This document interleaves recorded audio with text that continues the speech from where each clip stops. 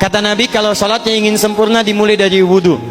Yang pokok dalam wudhu itu ada 4. Sisanya sunnah. Awas, kalau yang 4 ini tidak sempurna maka batal wudhunya. 1. Faghsilu wujuhakum, basuh wajahnya. Kalau disebutkan wajah dalam bab wudhu, itu tidak ada yang lain kecuali bagian tampak muka, gitu ya. Kalau yang punya jenggot, itu termasuk janggutnya di selai-selai.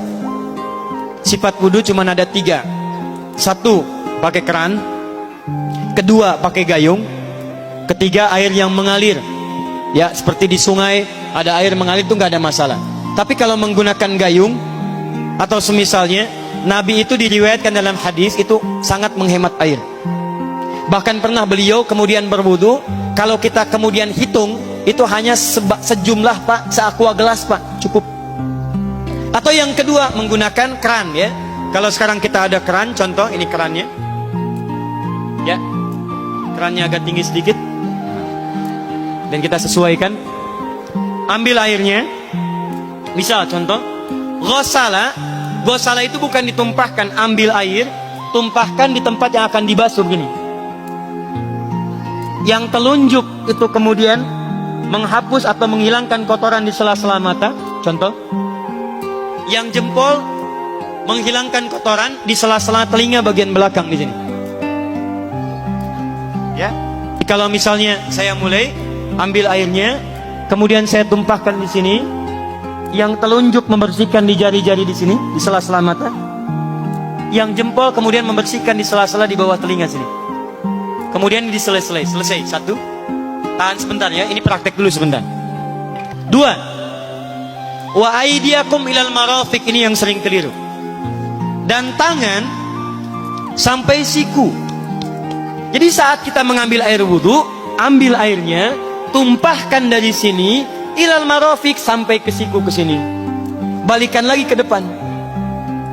Jadi bukan kerannya dibeginikan, sikunya dibeginikan, takut, bukan.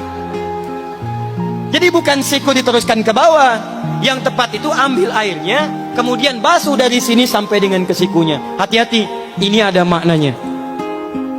Dan jika benar di hadis Muslim, jika orang wudunya benar seperti ini, maka bersamaan dengan jatuhnya air wudu itu, jatuh pula dosa-dosa dan kotoran yang melekat pada anggota tubuhnya. Tidak cukup dengan amin, nanti kita lihat dulu. Tangan selesai, pindah kemana? Bukan ke rambut, tapi kepala. Jadi dalam bab wudu yang diusap bukan rambutnya, kepalanya. Itulah keadilan Allah. Kalau yang diusap kepalanya, semua manusia yang hidup pasti punya kepala. Tapi kalau yang diusap rambutnya, ada ketidakadilan, karena tidak semua orang punya kepala, punya rambut. Tuh. Nah sekarang lihat sini. Ketika kita diminta mengusap kepala, bahasanya masaha. Masaha itu begini. Ini saya punten. Bismillah. Gini ya. Ambil airnya, tumpahkan, baru kemudian diusapkan ke kepalanya. Paham ya? Kalau yang ghosala, ambil, tumpahkan di tempat yang akan dibasuh. Tapi kalau masaha, hati-hati. Ambil airnya, tumpahkan, baru diusap. Jadi bukan diambil air, tumpahkan di kepala begini. Yang dibasuh kepalanya bukan rambutnya. Jadi kalau ada laki-laki sudah dandan, sisiran, rapi, tiba-tiba keran dibuka, yang diusap cuma rambutnya, ulak. Nah, itu batal wudunya. Tidak sah. Harus diulang. Terakhir kaki dibasuh sampai dengan bagian mata kakinya, dan ini tidak perlu saya terangkan karena mudah bagi kita untuk mempraktekannya. Tapi yang ingin saya jelaskan satu ini saja. Perhatikan baik-baik. Yang 4 ini wajib wudu. Tambahannya sunnah. Niat dimasukkan dalam wajibnya. Lihat sini. Kumur-kumur sunnah. Telinga sunnah. Istinsyak sunnah. Yang 4 ini wajib. Tapi terlepas dari wajib dan sunnahnya, perhatikan baik-baik. Kenapa ini disebut dengan wudu? Dan hebatnya Al-Quran mengistilahkannya dengan taharah. Taharah. Apa itu taharah? Apa itu suci? Taharah. Apa itu taharah? Suci. Apa itu suci? Taharah. Ada taharah, ada nadhafah, itu beda.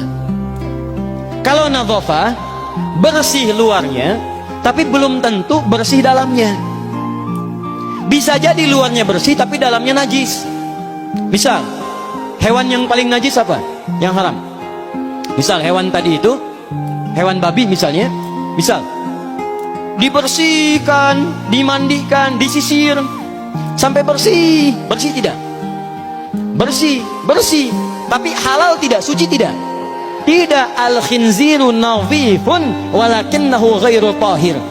Babinya bisa bersih tapi tetap tidak halal, tidak suci dia, tetap haram, tetap najis. Paham? Tapi kalau bersih luarnya dan suci dalamnya, maka kalimatnya berubah dari nadhafah jadi taharah. Taharah. Orangnya disebut dengan tahir. Kalau rajin dikerjakan disebut dengan mutatahhir. Wudu dalam Quran disebut dengan taharah. Seakan-akan memberikan pesan, maaf, orang yang wudu itu bukan hanya bersih fisik luarnya saja. Jadi kalau orang wudunya bersih, bukan cuma wajahnya yang bersih. Kalau wudunya benar, bukan kotoran di tangan saja yang hilang, tapi mohon maaf, fisik dalamnya itu ikut suci. Fungsi tangannya jadi bersih, fungsi wajahnya jadi bagus, fungsi lisannya jadi bagus.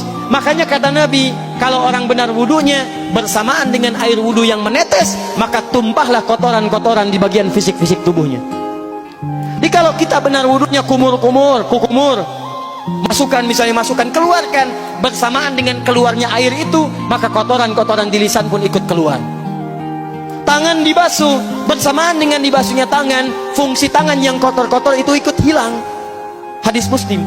Makanya orang yang setelah selesai wudu dia berdoa, apa wudunya? Apa doa wudunya? Asyhadu anna ilaha wa asyhadu anna Muhammadan Allahumma minat waj'alni minal, lihat sini, minal mutatahhirin, minat tawabin. Lihat, Bapak Ibu kan baru wudu, tapi kenapa doanya selesai tobat? Allahumma ja'alni minat tawabin. Ya Allah, jadikan saya termasuk orang tobat. Kita kan baru wudu, kenapa doanya baru selesai tobat? Sedangkan tobat itu mengakui kesalahan, menyesali kesalahan, dan berjanji meninggalkan yang salah, mengganti dengan yang baik-baik.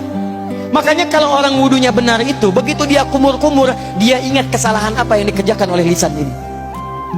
Jadi begitu kemudian ditumpahkan airnya, hilang kotorannya. Maaf, yang suka mencela wudu, selesai wudu tidak akan mencela lagi karena tobat dari celaan. Makanya kalau wudu Anda benar, coba ingat-ingat, siapa korban dari lisan Anda yang tajam itu? Apakah ibu Anda yang pernah menangis karena lisan Anda? Apakah ayah Anda yang kecewa karena kalimat-kalimat Anda? Apakah tetangga Anda yang menjauhi Anda karena kata-kata kotor Anda?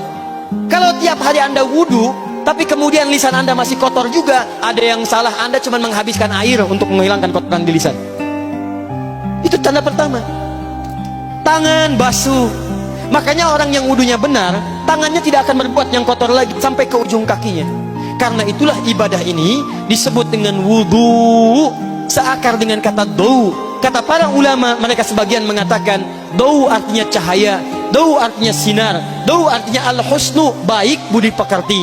Kalau orang benar wudunya, bertambah sinar di tangannya, sinar di wajahnya, sinar di lisannya. Apa sinar itu? Di dunia sinar-sinar amaliyah kebaikan, sifat-sifat baik, di akhirat pancaran-pancaran kemuliaan.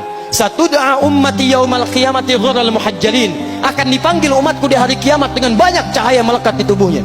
Tangannya ada cahaya, matanya ada cahaya, wajahnya bercahaya, kakinya bercahaya. Cahaya apa itu? Kata Nabi, min atharil wudu, dari bekas wudunya. Jadi kalau kita benar wudunya, itu kita jadi orang baik. Ada cahaya kebaikan dalam diri kita. Itu yang disebut dengan tawabin.